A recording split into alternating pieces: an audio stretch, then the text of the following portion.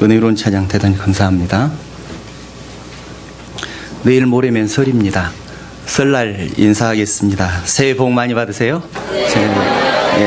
옆에 분들과도 인사 나누겠습니다. 새해 복 많이 받으십시오.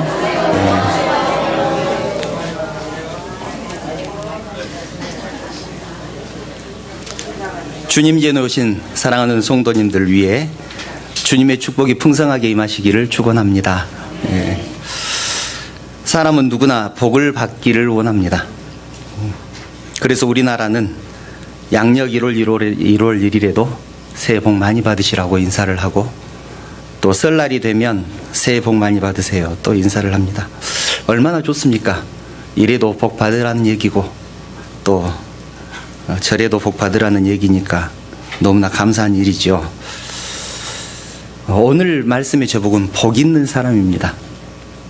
우리가 그렇게 받으라고 하는, 그렇게 덕담을 하는 그 복이라는 것이 도대체 무엇일까요?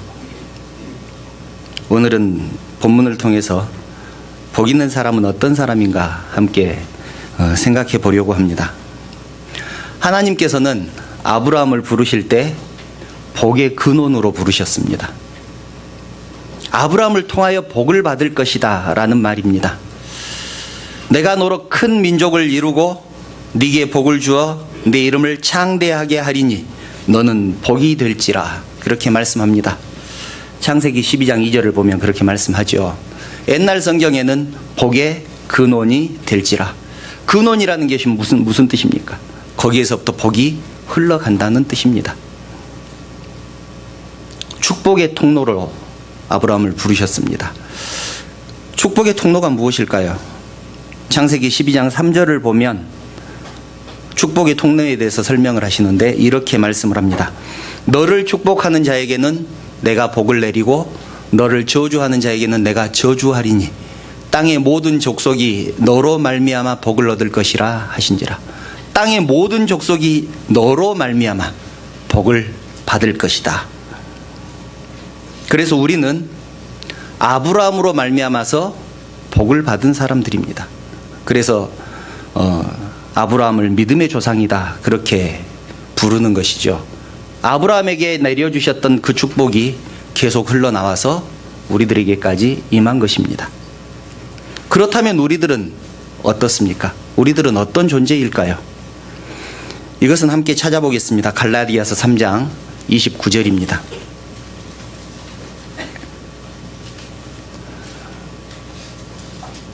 갈라디아서 3장 29절 자막이 있으니까 함께 읽습니다. 시작. 너희가 그리스도의 것이면 곧 아브라함의 자손이요 약속대로 유업을 이을 자니라. 아멘. 아브라함에게 주셨던 그 유업을 우리들도 받았고 그것을 이을 자다, 즉 아브라함의 뒤를 이을 자다라고 말씀을 합니다. 우리도 아브라함처럼 복의 근원이고 축복의 통로라는 말씀입니다. 그래서 우리들이 축복하는 사람은 복을 받을 것이고, 우리들이 혹시 나쁜 마음으로 저주를 하게 되면 저주를 받게 될 것입니다. 그래서 성도들은 굉장히 말을 조심해야 합니다. 언젠가 말씀드렸죠. 우리 어렸을 때 이웃들에게, 이웃집에서 자식들에게 욕하는 소리를 들었습니다. 이런 오살놈, 이런 빌어먹을 놈. 그 의미를 모르고 그렇게 자녀들에게 욕을 했을 것입니다. 그런데 우리들은 그렇게 하면 안 됩니다. 축복을 해야 됩니다. 옆에 사람에게 축복하십시다. 우리는 복의 근원입니다. 우리는 복의 근원입니다. 우리들 자신이 하나님의 축복을 받은 사람들일 뿐만 아니라 축복을 주는 사람이다, 그런 의미입니다. 성경을 보면 축복권은 제사장과 아버지에게 있었습니다. 제사장은 백성들을 축복할 수 있었고 아버지는 자녀들을 축복할 수 있었습니다. 그래서 창세기를 보면 아브라함은 이삭을 축복했고 이삭은 야곱을 축복했고 야곱은 12아들을 불러서 순서대로 축복을 했습니다. 우리가 너무나 잘 아는 사실 아닙니까? 제사장도 백성들을 축복할 수 있었습니다. 신명기 27장을 보면 모세가 하나님의 명령을 백성들에게 전합니다. 27장 11절을 보면 모세가 그날 백성에게 명령하여 이르되, 명령했습니다. 그 명령의 내용이 16절부터 19절 사이에 기록이 되어 있는데 굉장히 재밌는 내용이 기록이 되어 있습니다. 제가 한번 읽어드리겠습니다. 27장 16절부터 19절입니다. 그의 부모를 경홀히 여기는 자는 저주를 받을 것이라 할 것이요 모든 백성은 아멘 할지니라. 그의 이웃의 경계표를 옮기는 자는 저주를 받을 것이라 할 것이요 모든 백성은 아멘 할지니라. 맹인에게 길을 잃게 하는 자는 저주를 받을 것이라 할 것이요 모든 백성은 아멘 할지니라. 객이나 고아나 과부의 송사를 억울하게 하는 자는 저주를 받을 것이라 할 것이요 모든 백성은 아멘 할지니라. 이렇게 말씀합니다.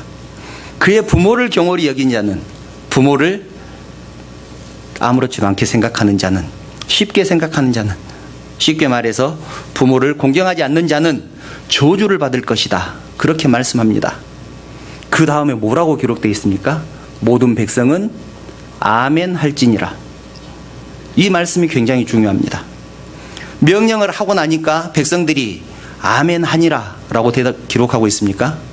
그렇지 않습니다. 아멘 할지니라 라고 기록합니다. 이 말은 그렇게 하겠습니다 라고 대답해라, 그 말입니다. 아멘 하라고 시키는 것이죠. 우리들도 아이들에게 그렇게 말하지 않습니까? 너 하루에 게임은 2시간만 한다. 알았지? 얼른 대답해. 그런 뜻입니다. 대답하지 않으니까 얼른 대답해. 하나님의 명령이지만 이스라엘 백성들은 자기들 마음에 내키지 않아서 그렇게 하겠다고 대답하지 않았습니다. 그래서 모세가 아멘 할지니라 라고 따로 말을 한 것이죠. 어떤 목사님들은 설교 중에 성도들이 아멘 하지 않으면 아멘 하세요 라고 하시는 목사님들도 있습니다. 아마 여기에서 흉내낸 것 아닌가 싶습니다. 어쨌든 이렇게 명령을 전해놓고 28장을 보면 더 놀라운 말씀을 하십니다. 이것은 함께 찾아보겠습니다. 28장 1절부터 6절, 7절 말씀입니다. 28장 1절부터 7절 말씀 제가 읽어드리겠습니다. 네가 네 하나님 여호와의 말씀을 삼가 듣고 내가 오늘 네게 명령하는 그의 모든 명령을 지켜 행하면 네 하나님 여호와께서 너를 세계의 모든 민족 위에 뛰어나게 하실 것이라. 네가 네 하나님 여호와의 말씀을 청종하면, 이것은 조건입니다.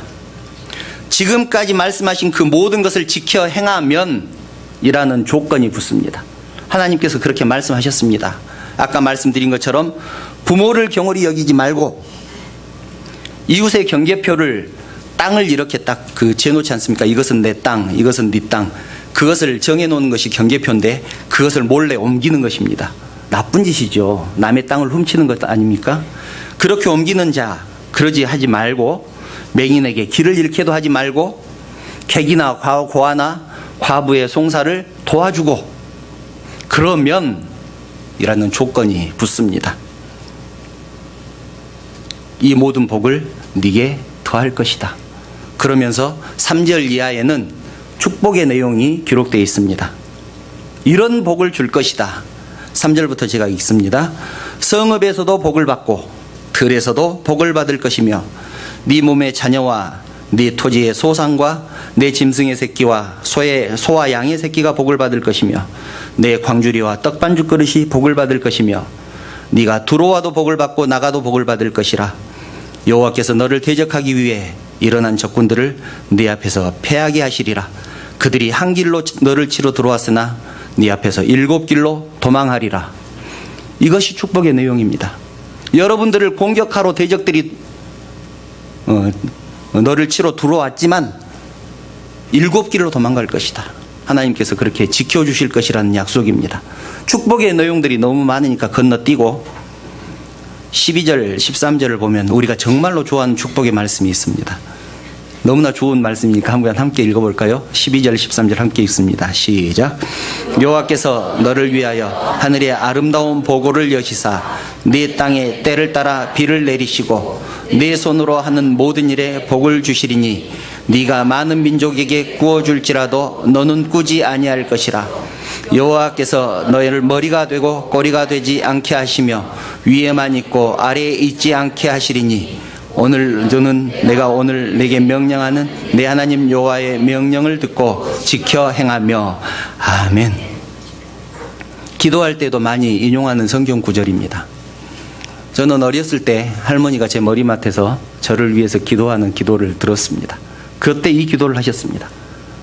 구워줄지라도 꾸지 않고 머리가 될지언정 꼬리가 되지 않게 하시고 위에 있을지언정 아래에 있지 않게 하시고, 그렇게 자녀들을 위해서 기도하셨습니다. 그때는 어디에 있는 말씀인지 몰랐죠. 그런데 신명기에 있는 말씀이었습니다. 하나님의 말씀을 삼가 지켜 행하면 구워줄지라도 꾸지 않고 머리가 되고 꼬리가 되지 않게 하시며 위에만 있고 아래에 있지 않게 하신다. 얼마나 놀라운 축복의 말씀입니까? 사람은 누구나 다 복을 받고 싶어 합니다. 교회에 다니든지 다니지 않든지 복 받으라고 해서 싫어하는 사람은 아무도 없습니다. 그런데 중요한 것은 우리가 생각하는 복과 성경이 말씀하는 복이 달라도 너무 다르다는 말씀입니다. 어떻게 다른지 이제 함께 생각해 보려고 합니다. 굉장히 중요한 말씀이니까 한번 잘 들어보시기 바랍니다. 사람들이 생각하는 복은 무엇일까요? 사람들이 최고로 치는 복을 두 가지로 치는데, 첫째는 인복을 칩니다. 그리고 두 번째는 재물복이죠. 인복은 사람을 잘 만나는 복입니다. 부모를 잘 만나는 것도 복이고 자녀를 잘 만나는 것도 복입니다. 친구나 스승을 잘 만나고 아내나 남편을 잘 만나는 것이 인복입니다. 자기를 도와주는 사람 주위에 많이 있는 것도 인복이 많은 사람입니다. 재물복은 무엇입니까? 내가 막 돈을 쫓아다니는 것이 재물복은 아닙니다. 내가 가만히 있어도 재물이 막 굴러 들어오는 것이 재물복이죠. 돈을 많이 모을 수 있는 복, 이것을 재물복이라고 합니다. 여러분에게도 인복과 재물복이 풍성하게 임하시기를 축원합니다. 여러분들에게 사람을 많이 붙여주시고 또 좋은 사람들을 옆에 있게 하셔서 동역자가 되게 하시고 하나님 일을 잘 감당하시게 하는 축복이 있기를 원합니다. 또 재물의 축복을 주셔서 사업도 잘 되고 직장 일도 잘 풀려서 하나님께서 주신 그 물질로 선교도 하고 하나님의 일을 잘 감당하시기를 축원합니다. 우리는 예수를 몰랐을 때는 조상이 복을 준다고 생각을 했습니다. 그래서 조상을 섬기는 사람들은 조상에게 제사를 지낼 때 정성을 다합니다. 온갖 정성을 다합니다. 그 가난했던 시절에 평소 때 먹어보지도 못한 쌀밥과 고깃국, 생선이며 맛있는 반찬들을 조상들 상에 정성껏 올렸습니다. 그런데 우리가 한번 생각해 보시게요. 살아서나 죽어서나 부모의 마음이 다 똑같지 않을까요? 어떤 조상이 자기 후손들이 못되는 것을 바라겠습니까? 어떤 조상이 자녀들이 평소 때 먹지도 못하는 것들을 제사상에 올려서 자기 혼자 먹겠다고 생각을 하는 조상이 어디가 있겠습니까? 좋은 것은 지사 지내는 것보다 자식들 먹으면 더 좋겠다, 그렇게 생각하는 것이 부모 마음 아니겠습니까? 진짜로 조상이 후손들에게 복을 줄 수 있다면 제사를 잘 드리는 것과 상관없이 후손들에게 복을 주지 않겠습니까?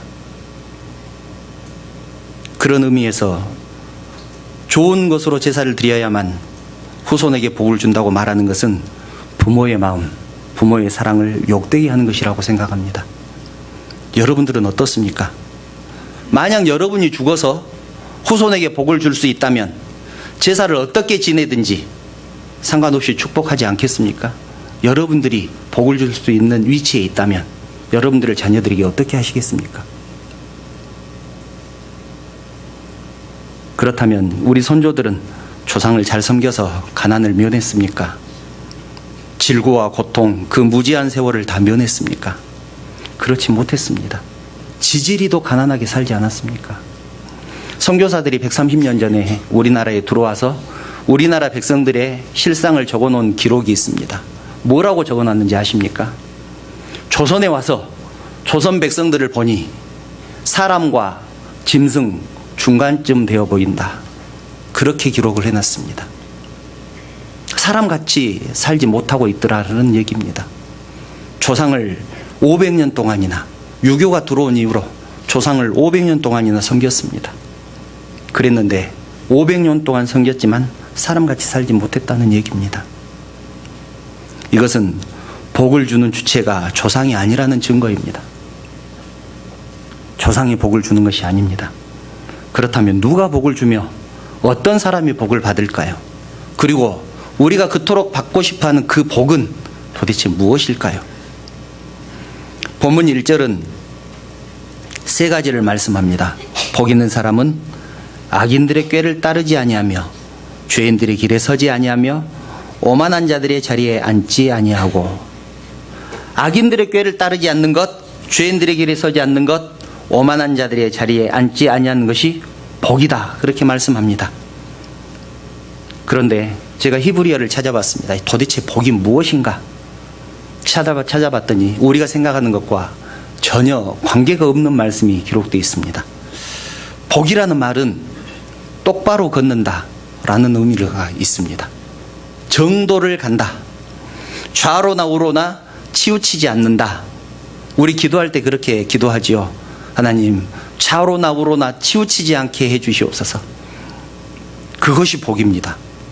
똑바로 걷는 것, 정도를 가는 것, 좌로나 우로나 치우치지 않는 것. 이것이 복이라고 말씀합니다. 처음에 신명기에 나오는 하나님의 명령과 그 명령을 지키는 사람이 받는 복에 대해서 말씀드렸는데, 신명기 28장 14절을 보면 그 결론에 대한 말씀이 기록되어 있습니다. 그 결론에 대해서 이렇게 띄워져 있네요. 이거 함께 읽어보겠습니다. 14절 함께 읽습니다. 시작. 내가 오늘 너에게 명령하는 그 말씀을 떠나 좌로나 우로나 치우치지 아니하고 다른 신을 따라 섬기지 아니하면 이와 같으리라. 아멘. 이와 같으리라 라는 말은 그 전에 있었던 주겠다고 약속한 그 모든 복을 주시겠다는 뜻입니다. 말씀을 떠나 사는 것이 좌로나 우로나 치우치는 것입니다. 또 다른 신을 따라 섬기는 것도 좌로나 우로나 치우치는 것입니다. 다른 신뿐이겠습니까? 하나님보다 더 사랑하는 것이 있으면 좌로나 우로나 치우치는 것이지요. 그런데 좌로나 우로나 치우치지 않는 사람은 하나님께서 약속하신 그 모든 축복을 주시겠다. 그렇게 말씀합니다. 지금까지 우리는 성공하는 것, 부자 되는 것, 건강해지는 것, 합격하는 것, 세상에서 잘 되는 것을 복이라고 생각했습니다. 그런데 성경은 똑바로 사는 것이 복이다. 그렇게 말씀합니다. 우리가 생각하는 복과는 너무나 다르지 않습니까? 그러므로 악인의 꾀를 따르거나 죄인의 길에 서거나 오만한 자의 자리에 앉아서 잘 되는 것은 복이 아닙니다. 그런 방법을 사용해서 세상적으로 성공할지는 몰라도 그렇게 살아서 잘 되는 것은 복받은 인생이 아니라는 것이 성경에 말씀하는 것입니다. 성경의 가르침입니다. 그런데 사탄은 자꾸만 이 길을 가라고 유혹합니다. 기복신앙을 부추깁니다. 이렇게 해봐. 잘 될 거야. 화려하게 치장하고 그 길로 가면 성공할 것이라고 유혹합니다. 그런데 우리 영화에서 흔히 보지 않습니까? 이번 것만 하면 손 뛸 거야. 이번에만 못된 짓 한번 딱 하고 그 다음엔 착하게 살 거야. 손 씻을 거야. 그런데 영화를 보면 그 마지막 한 번에 꼭 걸립니다. 그래서 주인공이 죽기도 하고 우리는 그것을 보면서 저거 안 해야 되는데 그러면서 영화 보지 않습니까? 하나님께서도 똑같은 마음이실 것입니다. 우리가 악인의 길을 따르고 죄인의 길에 서고 오만한 자리에 앉아서 잘 되는 방법을, 세상적인 방법을 통해서 잘 되려고 막 애를 쓸 때 하나님께서 우리를 보시면서 저러면 안 되는데 그럴 거라는 얘기입니다. 그런데 우리는 어떻게 생각합니까? 이번만 하고 손 씻을 거야. 속지 마시기 바랍니다. 그것은 길처럼 보이지만 절대 길이 아닙니다. 여호와의 말씀을 즐거워하고 주야로 묵상하는 것이 복된 길입니다. 묵상한다는 것은 무슨 뜻일까요? 길을 갈 때에도, 집안에서 밥을 할 때에도, 직장에서 일을 할 때에도 하나님의 말씀을 품고 사는 것, 하나님의 말씀대로 살겠다고 다짐하는 것, 이것은 하나님께서 원하시는 길이 아닌데 어떤 것이 하나님께서 원하시는 길일까 고민하는 것, 이런 것들이 묵상하는 것입니다. 복에 대해서 말씀하는데 복의 반대가 무엇입니까? 저주일까요? 아닙니다. 성경은 악이다 그렇게 말합니다. 복의 반대는 악이다. 6절을 보면, 본문 6절을 보면 이렇게 말씀하죠. 무릇 의인들의 길은 여호와께서 인정하시나 악인들의 길은 망하리로다. 악인의 길은 멸망뿐입니다. 하나님께서 멸망시키겠다는 말씀이 아니라 생명이신 하나님을 떠나서 죽을 수밖에 없게 된다라는 뜻입니다. 생명이신 하나님부터 멀어지면 죽게 되겠지요. 그래서 하나님을 모르는 사람들은 죽음의 두려움과 공포 속에서 살아갑니다. 과학이 아무리 발달해도 죽음에 대한 공포를 해결할 수 없습니다. 사람이 우주선을 쏘아 올리고 달나라에 갔다 온다고 할지라도, 또 지구 반대편에 있는 모습을 텔레비전이나 휴대폰을 통해서 볼 수 있는 세상이 온다고 할지라도 이미 그런 세상이 왔지요. 그러나 죽음을 해결하지는 못합니다. 의학이 발달해서 조금 더 오래 살 수는 있을 것입니다. 그런데 죽음의 문제를 해결할 수는 없습니다. 오직 하나님만이 생명이고 하나님만이 진리이고 하나님만이 길이라는 사실을 믿으시기 바랍니다. 하나님은 상한 갈대를 꺾지 않으십니다. 꺼져가는 등불도 끄지 않으신 분입니다. 눈먼 자의 눈을 밝히시고 갇힌 자에게 참된 자유와 해방을 주셨습니다. 그 이유가 무엇일까요? 우리들이 서로 사랑하고 서로 용서하고 돕고 섬기면서 행복하게 살기를 원하시기 때문입니다.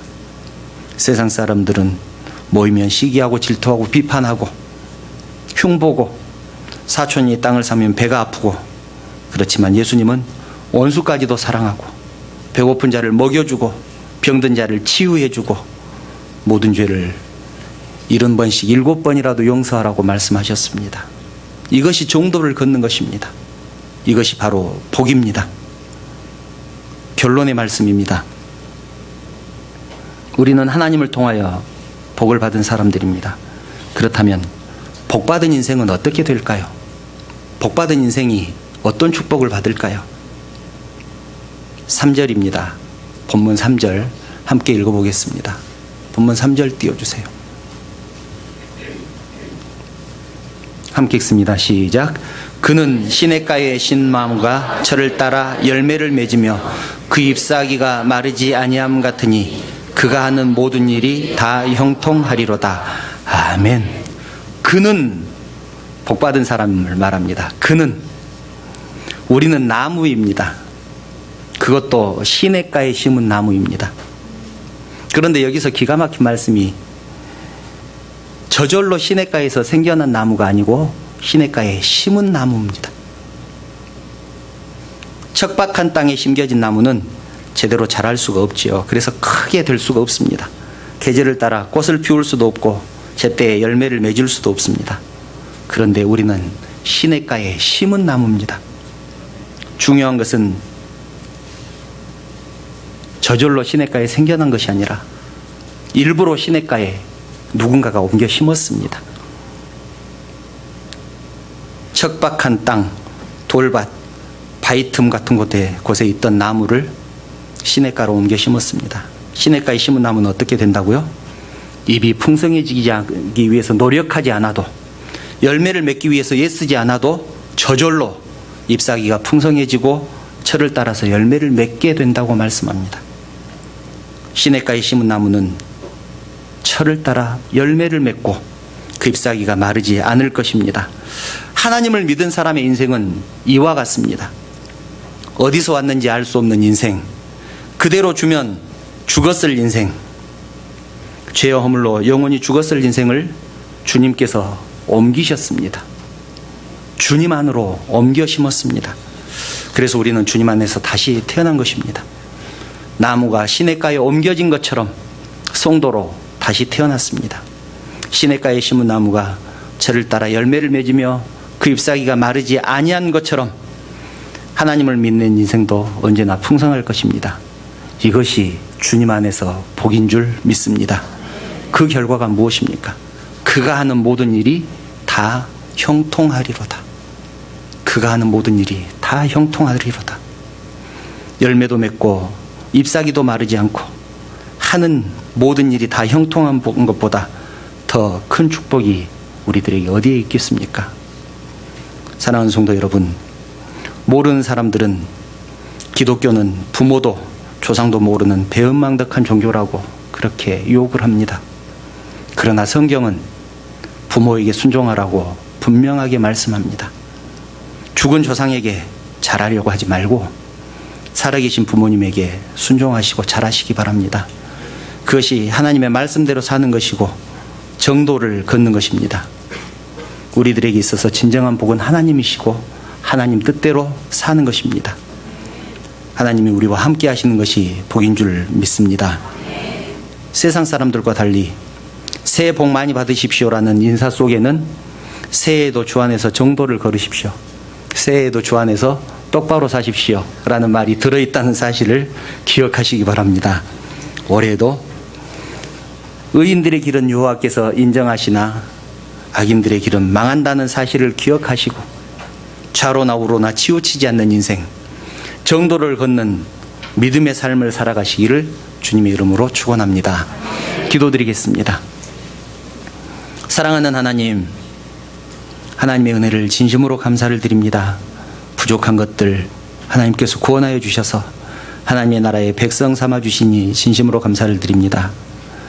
말씀을 통하여 복 있는 사람이 어떤 사람인지 깨닫게 하시니 진심으로 감사를 드립니다.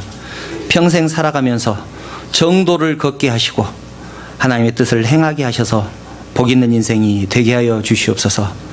시냇가에 심은 나무가 열매를 맺고 잎사귀가 마르지 않는 것처럼 저희들에게도 모든 일이 다 형통하는 축복을 주시기를 원합니다. 걸어가신 예수님의 이름으로 기도하옵나이다. 아멘.